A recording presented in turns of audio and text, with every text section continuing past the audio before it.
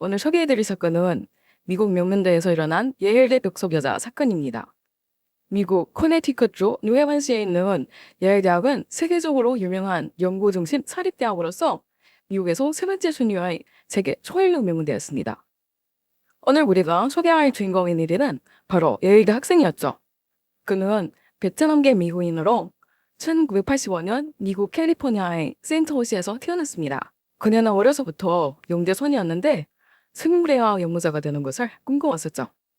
애니는 우수한 성적으로 고등학교를 졸업 후 뉴욕 로체스터 대학에 입학하여 16만 달러가 되는 장학금을 받았습니다. 학교에서 그녀는 세포생물학과를 전공하였고 의료인류학을 부전공으로 하였는데 뛰어난 능력과 재능으로 학교 내부 학생들 사이에서 아인슈타인이 될 가능성이 가장 높은 사람으로 선정되었습니다. 애니와 조나선 위더스키는 대학 시절 사랑에 빠졌습니다. 대학 졸업 후 애니는 예일대학에 입학하여 명리학 박사과정을 전공하였는데 2009년 9월 8일에 사고를 당했습니다. 5일 뒤 애니는 그의 빅마타 몸자 조나단과 결혼식을 올릴 예정이었죠. 결혼 날짜가 가까워졌지만 항상 부지런한 그녀는 평소와 같이 학교 실험실에 가서 연구를 계속했었죠. 그러나 이번엔 그녀가 나간 뒤 다시 돌아오지 않았습니다. 그날 애니의 룸메이트 몇 명이 그녀가 밤늦게도 돌아오지 않고 연락 두절돼서 걱정 끝에 경찰에 실종 신고를 했습니다. 처음에 경찰은 애니가 결혼이 두려워서 잠시 떠난 게 아닌가 했는데 조사 결과 예사롭지가 않았습니다. 애니의 실종 시간이 갈수록 변수는 커졌습니다. 경찰은 애니의 룸메이트, 동창, 친구들을 통해 조사했는데요. 애니는 주변 사람들과 사이가 좋았었어요. 그리고 공부하고 실험하는 거 외에 혼자 낯선 곳에 가는 일은 드물었습니다. 경찰은 애니의 사무실을 수색하였는데 책상은 깔끔하였고 위에서는 그녀의 핸드폰과 지갑을 찾았습니다. 사무실 안에는 아무런 다툼이나 먼버림 흔적이 없었고 사무실에서 1분 거리에 있는 실험실에서도 애니의 흔적을 발견하지 못했죠. 다행히 예일대학은 학생의 안전을 중시하여 학교 내에 수백 수천 개의 CCTV를 필수 루프 시스템으로 설치하였습니다. 비록 실험실 내부는 일부 사생활과 비밀 프로젝트 유지를 위해 CCTV가 설치되지 않았지만 출구 같은 중요한 위치에는 설치하였습니다. 실험실 건물의 전체 출입구는 두 개밖에 없어 CCTV만 확인하면 애니의 행방을 쉽게 추적할 수 있었죠. 이튿날 예일대는 그녀의 모든 CCTV 영상을 경찰에 제공했죠. 9월 8일 당일의 CCTV 기록을 자세히 살펴보니 애니는 오전 10시 11분에 실험실 건물에 들어갔고 그 후 두 개의 출입구 CCTV에서는 그녀가 떠난 행성을 발견하지 못했습니다. 그날 점심 12시 55분 실험실 건물에서 화재 계모가 울렸습니다. 학생과 직원들은 모두 건물 밖으로 나갔습니다. 그러나 이때 애니의 그림자는 없었죠. 이것은 그녀가 지금 실험실 건물에 존재하지 않다는 가능성이 높다는 것입니다. 다시 말하자면 10시 11분에서 12시 55분까지 3시간도 안 돼서 애니가 사라졌습니다. 애니의 키는 150cm에 또 마르고 깜찍한 편이어서 경찰은 누군가 그녀를 트렁크 같은 물건에 넣어 실험실에서 데리고 나오지 않았을까라는 생각을 했죠. 경찰이 다시 CCTV를 살펴봤는데 모든 사람들은 출구에서 나올 때 가지고 나온 물건이 매우 적어 이런 가능성도 보정되었습니다. 그럼 CCTV를 벗어날 가능성이 있을까요? 있습니다. 실험실 안에서는 매일 개량의 동물 시신과 동물 대변을 처리해야 하는데 만약 애니가 쓰레기차에 섞여 끌려 나간다면 이것도 가능한 것입니다. 그래서 경찰은 더 많은 경찰을 파견하여 실험실에서 반출된 쓰레기를 충전하였는데 아쉽게도 여전히 그녀를 발견하지 못했습니다. 경찰은 3일 동안 조사했지만 아무런 단서도 발견하지 못했죠. 예일대 전체는 억눌린 분위기에 휩싸였고 학교에서는 $10,000의 현상금을 내걸어 단서 제공을 구했습니다. 경찰은 엄청난 압력을 무릅쓰고 애니가 일하는 실험실과 지하 1층을 다시 한번 자세히 수색하기로 결정했습니다. 애니의 실험실은 예일 동물연구센터 지하실에 있었어요.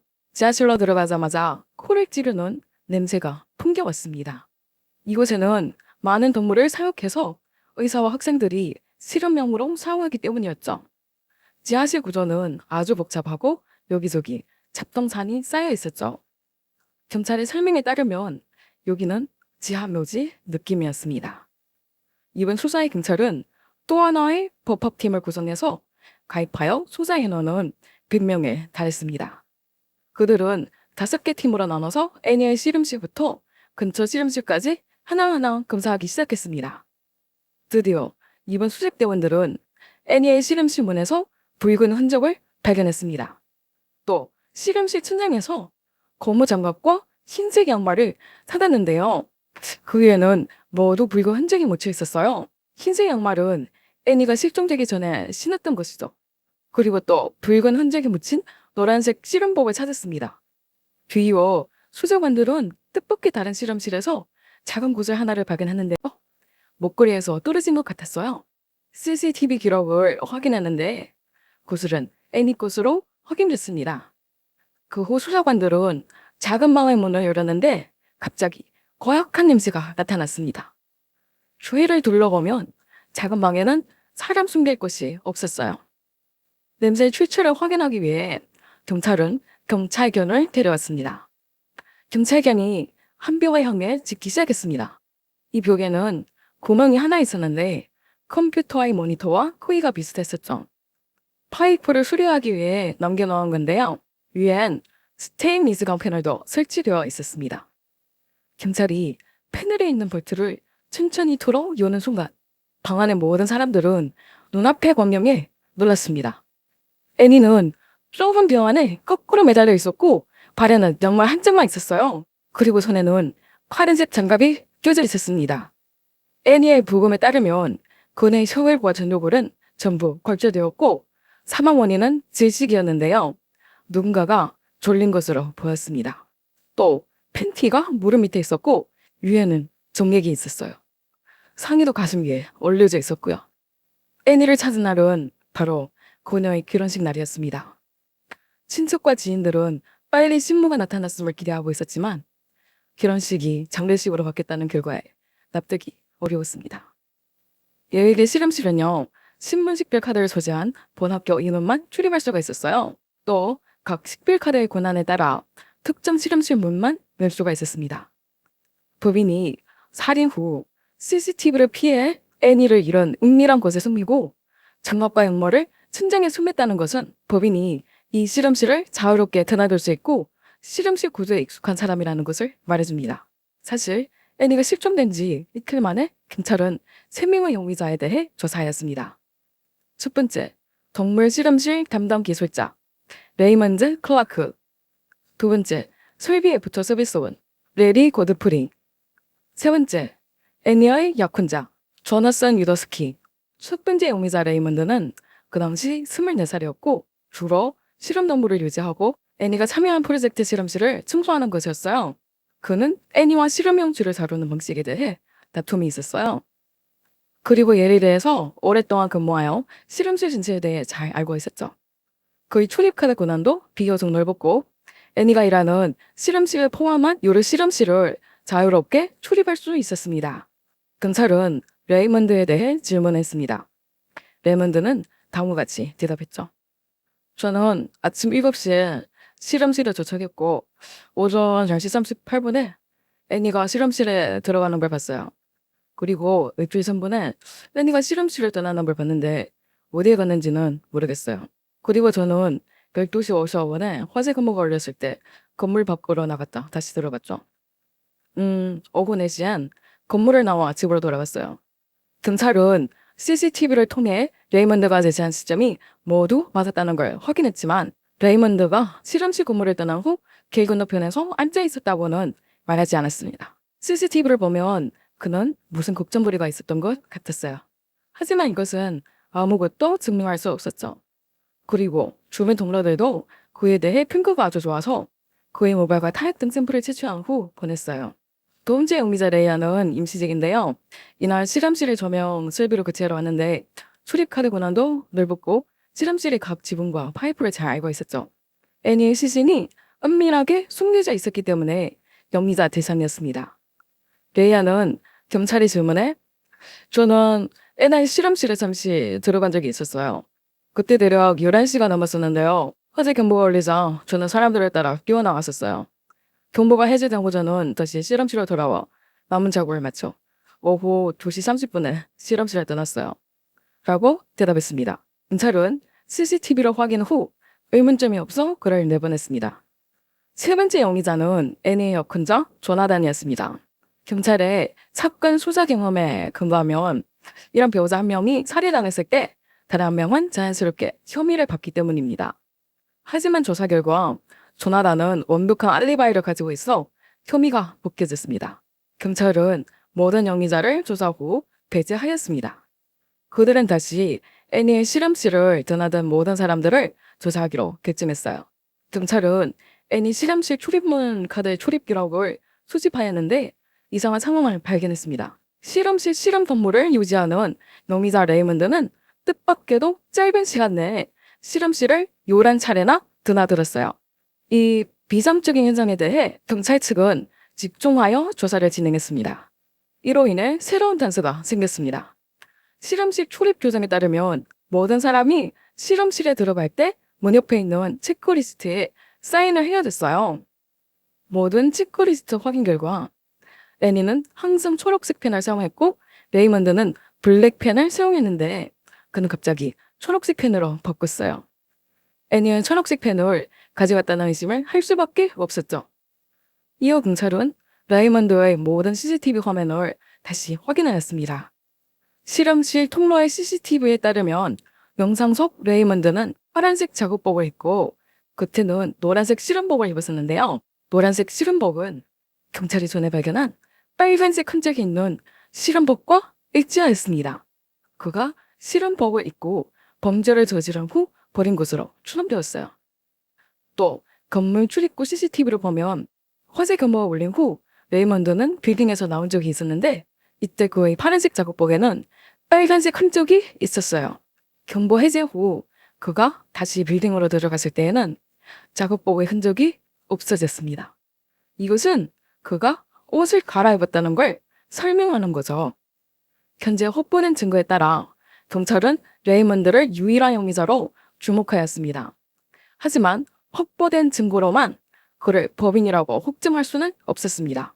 이때 경찰은 사건 수사에 절대적인 권위를 가진 이창호 박사가 생각났죠.